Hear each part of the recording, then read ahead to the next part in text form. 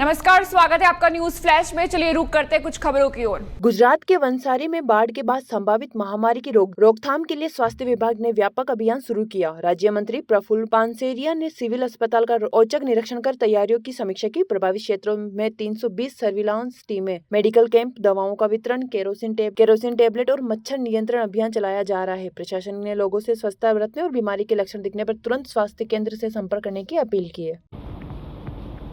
आज तारीख 24/7/2026 रोज नवसारी सिविल खाते सांजना 4 કલાકે આરોગ્ય વિભાગ સાથે પાણી જે ગામોમાં આવ્યું છે અને જ્યાં પરિસ્થિતિ વિકટ છે એના હેલ્થ બાબતમાં અને એમની સારવાર અને સ્વચ્છતા બાબતમાં સિવિલ હોસ્પિટલ ખાતે મીટિંગ સંપન્ન કરવામાં આવી છે।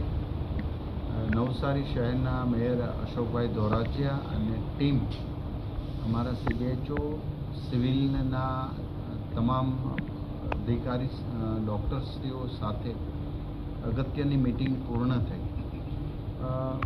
નવસારી જિલ્લાના 169 ગામ પાણીના પ્રભાવિત છે, જ્યાં પાણી આવ્યું છે અને આજના ઇતિહાસમાં આટલો વરસાદ ક્યારેય ના આવ્યો એટલો વરસાદ પડ્યો છે।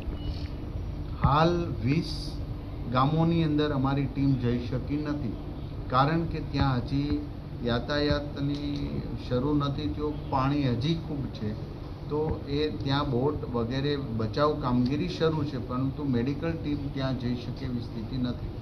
આજે સાંજ સુધીમાં લગભગ 150 ગામોની અંદર મેડિકલ સર્વે થઈ ચૂક્યું છે। બીમાર વગેરે કંઈ પ્રોબ્લેમ હોય અને પાણીજન્ય રોગો ન થાય એટલા માટે ક્લોરિનની ટેબ્લેટ વેચવી વગેરેની કામગીરી સંપન્ન કરવામાં આવી છે।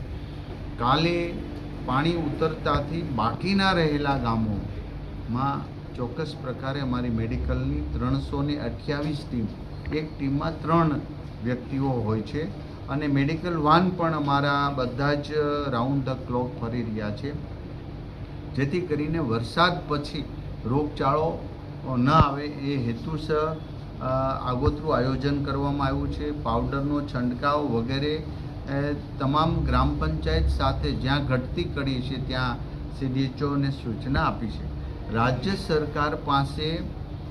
રાજ્ય સરકારે તમામ પ્રકારની દવાથી લઈને બધી જ અહીંયા વ્યવસ્થા કરી છે। આજે કોઈ પણ સ્ટોક ઘટતો નથી એ પણ ચેક કરવામાં આવ્યું અને સંપૂર્ણપણે દવાનો પૂર્ણ રીતે સ્ટોક છે। એ જ રીતે સિવિલ હોસ્પિટલની અંદર પણ તમામ વ્યવસ્થા છે।